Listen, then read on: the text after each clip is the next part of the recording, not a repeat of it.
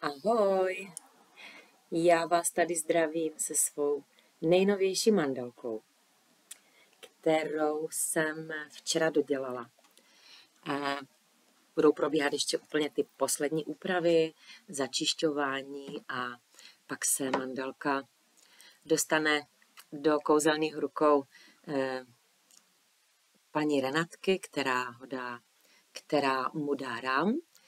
A chtěla jsem dneska vlastně o té mandalce mluvit. Ona nemá ještě konkrétní jméno, ještě si o něj neřekla, ale když jsem ji tvořila, tak pro mě bylo velmi podstatné a byla tam ta energie toho, byla přítomná vlastně po celou dobu a ta energie se týkala toho, jak člověk roste, toho, jak člověk mění své návyky, jak se učí novým věcem, jak překonává něco, co mu nejde úplně lehce a co všechno vlastně přitom zažívá. A mohli bychom říct, že vlastně ta mandala je představitelkou, jako bychom viděli bytost, kterou jsme, když jsme tady v tomto životě. A ta bytost je nádherná. Já vnímám, že je to taková ta rozkvetlá květina, kdy někdy přicházejí ty stíny, kdy nám někdy prostě něco opravdu nejde a my s tím musíme trošku více zatřást a mít se sebou více trpělivosti. A ono to jde. No a okraj, když jsem přemýšlela o okraji té mandalky, a to bylo pro mě takové velmi milé přemýšlení, protože my jsme silné bytosti a zároveň jsme velmi jemné a měli bychom si tohleto uznat. Měli bychom si uznat to, že jsme úžasné bytosti, že jsme tady proto, abychom se radovali a byli plné štěstí a dokážeme vlastně, pokud se rozhodneme, i měnit i ty svoje stíny na něco, co je daleko příjemnější. Já se často setkávám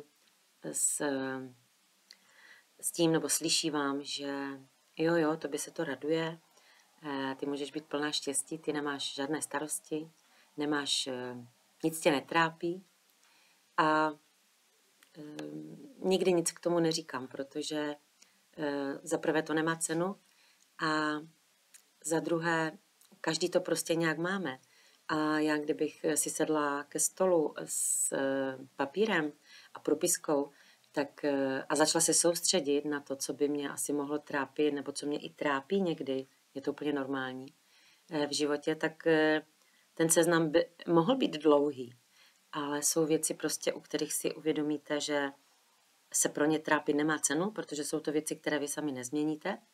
A pak si můžete říct další otázku, že pokud je to něco, co mě trápí a já to můžu změnit, tak samozřejmě to změním. A ve většině případů je to o tom, si se chce jít nahoru za mnou, ve většině případů je to o tom, že tu většinu věcí můžeme změnit tím, že my se změníme. A ono se to vlastně potom i změní kolem nás. Takže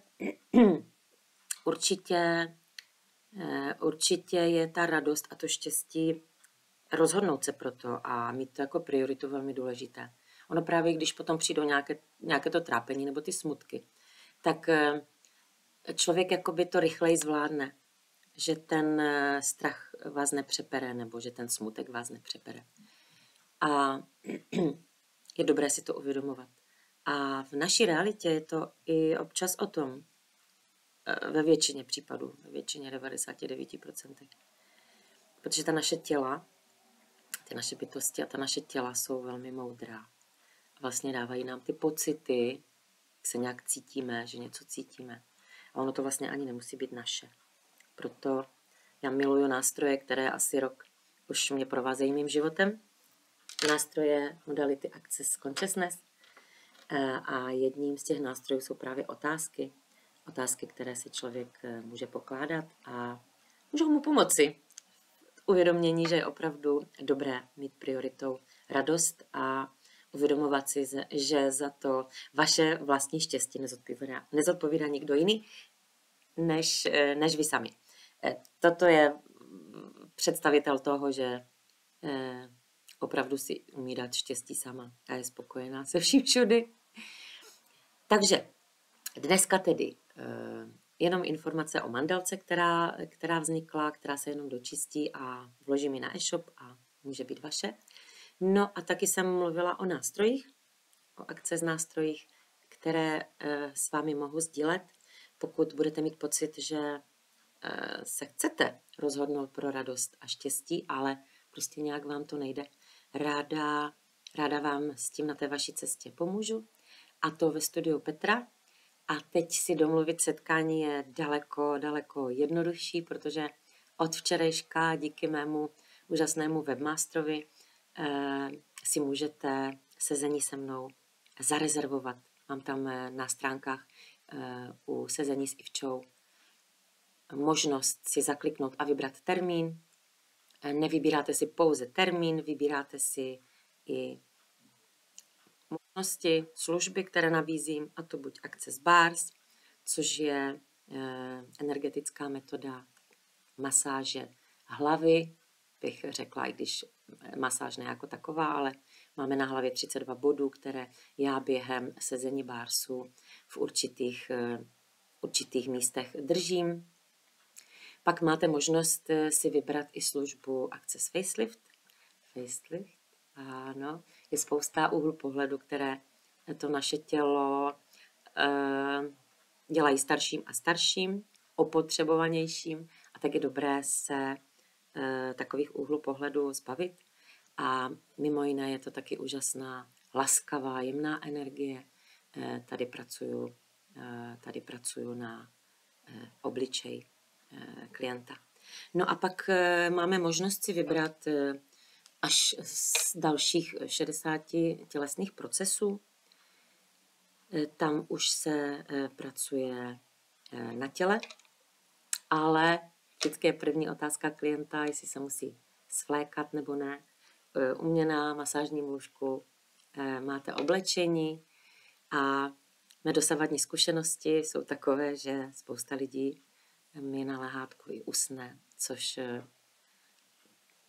přikládám k tomu, že je to prostě úžasné, protože si ke mně lidé přijdou odpočinout a ještě udělají pro sebe dobrou věc. Takže rezervační systém, pokud chcete navštívit studio Petra ve Stila House v Třinci, najděte si termínek, klikněte si, vyberte si jakou službu a já se budu těšit na viděnou, protože kdysi dávno, když jsem měla svoji první výstavu, tak jsem si přála, abych lidem předávala odvahu podívat se na svůj život, jestli je to život, který opravdu chtějí žít. A na mé poslední zatím výstavě před rokem jsem si říkala, že už budu rozdávat zase radost. Že si myslím, že ti, co tu odvahu chtěli najít a změnili, tak ji našli. A teď rozdávám radost. A pokud tu radost chcete i vy mít, nejenom zakoupeným obrazem, nebo nejenom tím, že si u mě vyberete workshop, který je připravený na příští týden na neděli, tak je informace na www.ivanadurstinová.cz, a nebo přijdete za mnou do studia, podíváme se na to, jak to udělat, abyste tu radost a to štěstí opravdu cítili každý den. Ráda s váma pozdílím nástroje modality Access Consciousness. Budu se těšit, aby vám bylo takhle hezky jako Sisi. A přeji vám mějte krásný den. Ahoj.